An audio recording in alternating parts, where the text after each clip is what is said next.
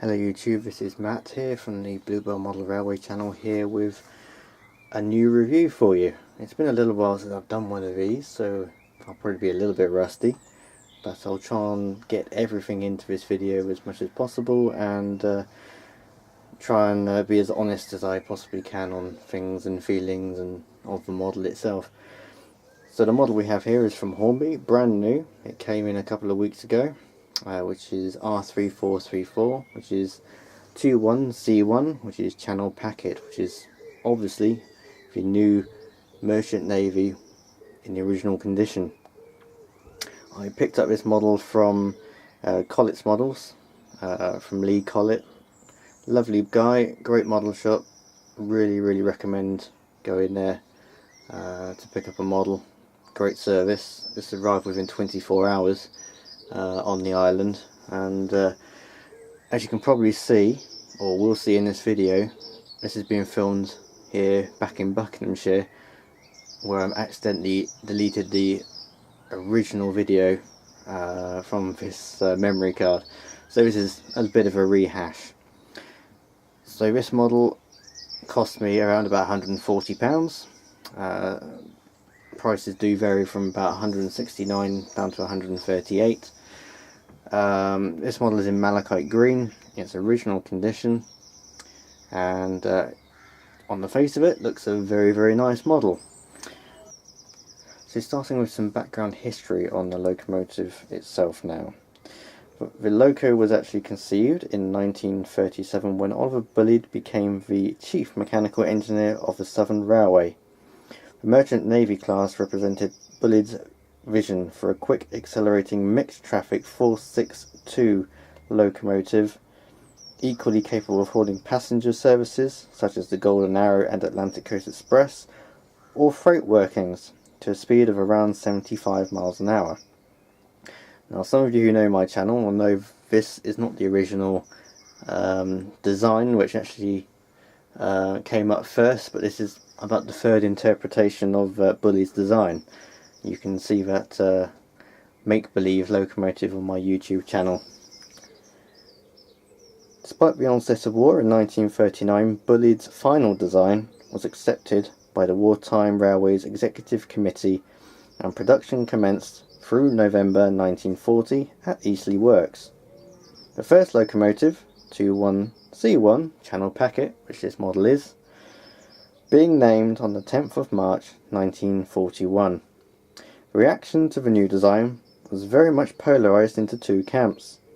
Footplate staff were dramatically in favour, as for the first time in the Southern's history they had been offered an engine that was more powerful than existing stock, as well as having an ample reserve of power to assist the engineman's constant fear of being left short of steam.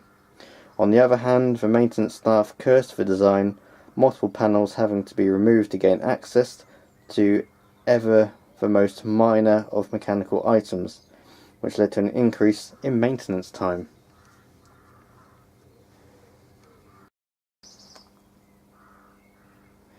So let's now take a closer look at the locomotive, and we'll go back in time and look at my original footage I shot on the Isle of Wight.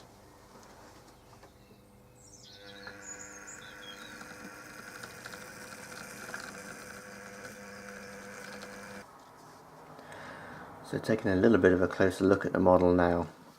The model itself is very nicely designed, and they've achieved the look of the prototype very nicely. It's a very complex shape to achieve. Having tried to make one myself from scratch, it's extremely difficult. But I feel that they have achieved the look of the prototype very nicely, and from the pictures I've seen of the original on YouTube and various other sources on the internet, they have captured it extremely nicely. The malachite green is nice and vibrant, quite bright as well.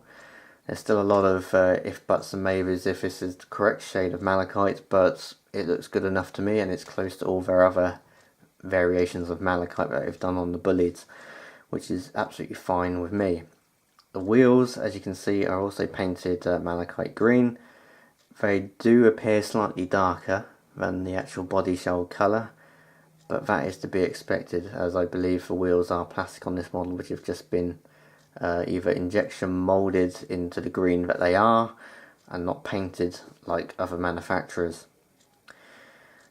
The drive itself is quite interesting. It has a 5-pole motor which is mounted towards the front of the model, which then goes into a flywheel, which is then driven by a small drive shaft into the gearbox, which then drives the rear axle on this model. This can be seen from underneath. It has an 8-pin DCC socket which is in the tender, and the tender and locomotive are permanently fixed together with 2 screws which are underneath the model. Removal of the body shell is not too bad. It's basically a screw at the front underneath the bogie, which the bogie will need to be removed. The tender itself, I believe, has 2 screws at the rear, and you just lift it and slide it backwards, so quite nice and simple to get into. Other little interesting features when taking this out of the box: the actual brake rigging itself is attached to the locomotive, so it's already pre-fitted at the factory in China, which is a nice change because it can be quite fiddly to do. And with most of these ready to run models getting finer and finer, more detail, etc., it does tend to fall off after a while. Mine had detached slightly, but I just dropped a bit of glue behind and let it set, and it was fixed back together again. But at least the tender and the loco brake rigging is already pre-fitted for you, which is nice. Which doesn't mean that there isn't any more detail, which there is plenty of. And I'll show you that right now. Okay, so this is the detail pack which comes with the model. You can see there's quite a few bits in here. You can see there's some vacuum and steam heating pipes in there, as well as front steps which mount onto the buffer shank on the front. You can also see there are drain cocks which attach underneath the body shell, just underneath the cylinder, which is around the or in between the front bogie wheels. Quite a lot of detail in there to attach on if you're feeling adventurous. A small dab of either super glue or plastic weld will fix those quite nicely to your model.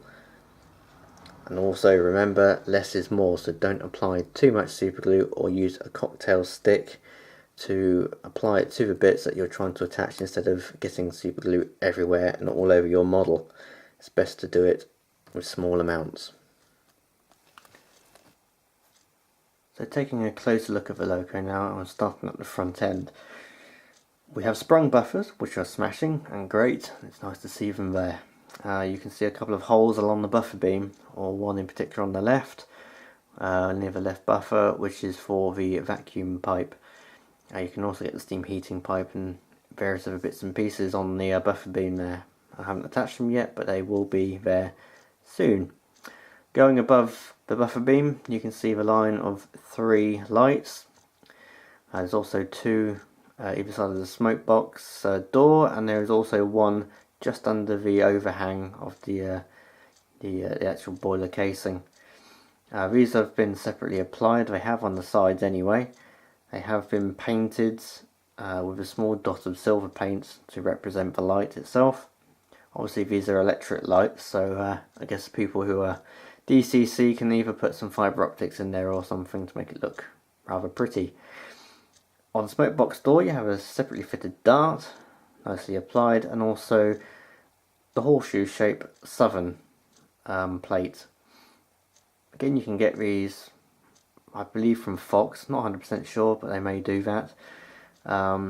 Nicely decorated, but they are just tampo printed, so just printed with a machine, not etched. The 21C1 number board or number plate, it's also just tampo printed, so that again lets down the model slightly in the appearance, but I'm sure, as I'll say at the end of the video and where you can get them from, it would improve the model quite a bit and give it a better high quality look if we had etch plates on there. Above the smoke box door there is a slot for the air to go through, which I imagine is some sort of smoke deflection device which will push the smoke out the way. Quite useful and quite nicely done. Obviously when they were later on in their lives they had smoke deflectors along the side. That was just a later development, as this is the original unrebuilt Merchant Navy. Moving to the chimney, you can see a lovely sort of cover which would rotate backwards and forwards to keep the heat in the actual locomotive when not in service, so it wouldn't suffer from cracking of the boiler or something like that, or damage to the boiler, so the heat would not escape too quickly. In the chimney you can actually see there is actually a moulded blast pipe arrangement. If I just tip it around, I'm not sure if you'll be able to see it, but you can just about see it in there. There is a moulded blast pipe arrangement. Nice bit of detail to focus on from Hornby, and nicely represented. There are 3 safety valves on the top of the model, which I believe are just painted plastic, which is a nice representation of the actual fitting of them. And you can see a hole to the right of it, which I believe is for the whistle. I'm not 100% sure, but I believe it's for the whistle. But it's nicely detailed on the top surface. And when we get back to the cab, we'll see the party piece that Hornby have put in, which may be necessary but may not be necessary really, but it's still a nice bit of detail to have to a model. Take a look at the side of the model as well as the wheels and the actual chassis itself. The front bogie is not actually sprung, it's just sort of left to hang there in mid-air really. There's no real spring or anything to it, so it's just floating on its own sliding bar arrangement. The motion is all nicely represented and is all made of etched metal. Slightly shiny, but it's not too bad actually. I have started to sort of paint up some of my rods to dull them down slightly, but this one's not too bad. This goes into a cylinder which is hidden behind the air smoothed casing. Not streamlined this model, it's all air smooth casing.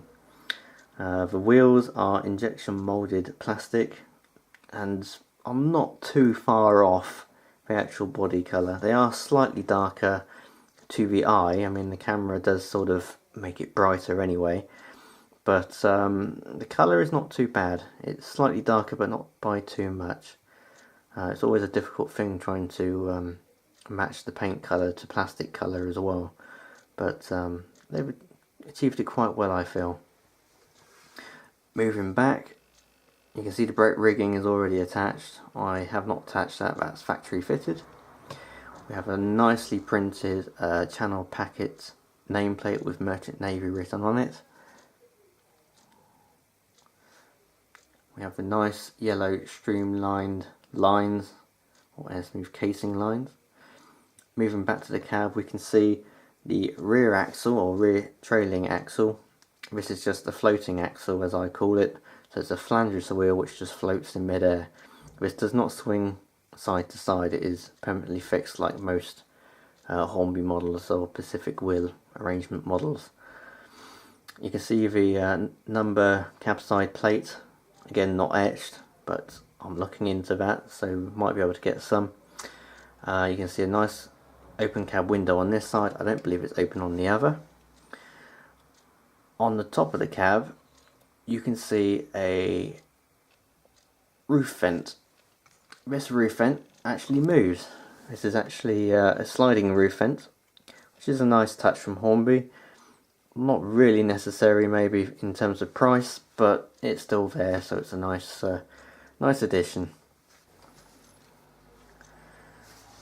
Now I'm just going to sneak a peek in the cab, and you can see there is plenty of painted detail in there. Pipe work, brass work, and even the dials, the readouts on the dials are actually clearly printed and represented in here. Very nicely decorated from Hornby. 10 out of 10 on this area. I would downgrade it slightly because there is actually, on the water glasses on the boiler, are just painted gold. It would have been nice if they had painted a little bit of white just to represent the glasses. Maybe put a pattern, chevron pattern behind it to represent the marks, but we can do that ourselves with a cocktail stick. bit of white paint, and a knife just to score across it, just to make the dark chevron lines behind it. But overall, nicely detailed, lots of handrails and cab doors on the back of the locomotive. Nicely done by Hornby and nicely decorated. 10 out of 10 on this area. So let's have a look at the tender now and go into a little bit of detail. This is a 5,000 gallon tender, which is originally what it came with. So it's 5,000 gallon tender. It has a removable coal load. It's nicely painted in its malachite green with yellow lines down the side. It also houses the DCC chip internally. I believe there's you can fit some sound in it if you wish as well. Although I believe there's another model which they're producing which will have a TTS sound system in it. Also on the side you've got a lovely moulded plate with Southern written on it. Again, if there was a weak area on this model, it would be the plates. There's so many of them over this loco, which I feel would have been better represented as an etched plate. It gives a little bit more relief and a little bit more depth on the actual face, and also it just looks a lot better generally instead of printed gold and red. The tender itself has also got electrical pickups on it, which is a surprise to me. As the loco itself has a flywheel, it doesn't necessarily need pickups. Now you could say they've missed out etch plates for a reason, which is possibly cost and production cost, but in my view they didn't really need to put some pickups on the tender itself, so they could have also saved some cost to give us etch plates, but that's just my view. Maybe a little nitpicky, but you know, I'd rather give it as it is, or tell you as it is, in my view. I think they didn't really need it, but hey ho, they've done it probably for safety reasons and for running reasons as well. But a flywheel is a store of kinetic energy anyway, so it basically keeps it going over dead spots or point work, etc. On the top you can possibly just about see there's some tanks for the vacuum as well. On the rear we've got sprung buffers. There's no fitted vacuum pipe, that has to be fitted by yourself. There are handrails on the front and back of the locos with the steps at the back, and also there are the separately fitted lamps on the back as well, which are electrically powered by the generator on the original. You can also see there isn't any coupling on the back of this. You can change that if you wish to KD or whatever you use. So to basically sum up this model before we go and see it running, generally Hornby have done a very nice job on this model overall. The motor's a little bit noisy, but it's not too bad. There are some things that are needed and some things that are not, like the tender pickups, and things it needs is probably etch plates as well. But generally it's a really nice model, nicely finished, runs quite well on the rolling road, which I've had it on before, and generally it's quite a well priced model for what I found. These are all pretty much now sold out, the first lot of bullies that have come out. So that's this one, which is R3434 21C1, which is channel packet. The other one, which is currently around, is R3435, which is 21C3, which is a raw male, in a similar condition to this, but without the plates on the cab or the tender, which is just basically Southern Railway livery. The other one, which is still due and has not come in yet, is basically R3436, which is basically Clan Line, which I think is a Series 3 Merchant Navy, which is got the air smooth casing on it still. That's in BR lined green. So they are pretty much all sold out, which is a shame, but I imagine Hornby now are producing less from their factory in China, so they're making less, which means sadly for us costs more. per unit basically. So it's a bit of a shame, but I'm sure there are still some out there if you look carefully enough.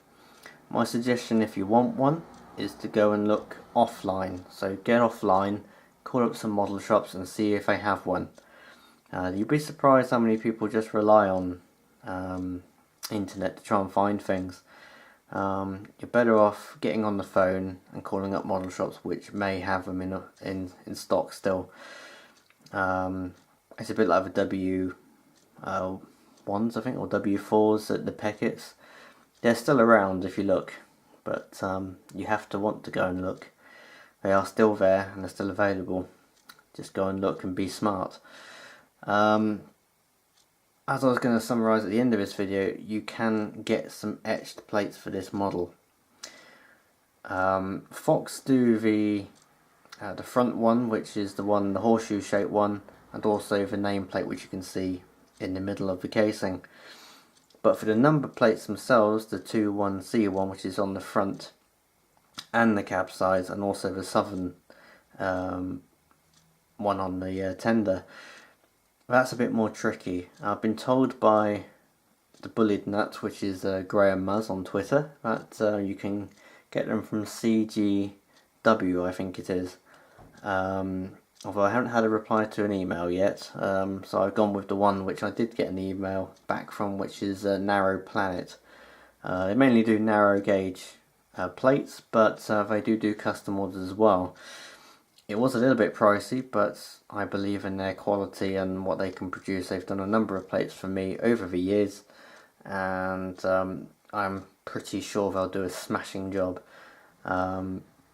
So that's where you can find plates at the moment. There are no others as far as I know, as far as anyone's informed me. So there's only about 3 options on the table for side nameplates and also the numbers and southern plates. Anyway, I hope you found this video interesting and informative and honest as well. My views are my own, so it's what I see and what I feel. I will be at Alexandra Palace this weekend coming up for their model show, so hopefully I might bump into 1 or 2 of you there. But for me and now, thank you very much for watching, and hopefully I'll see you again in another video in the future.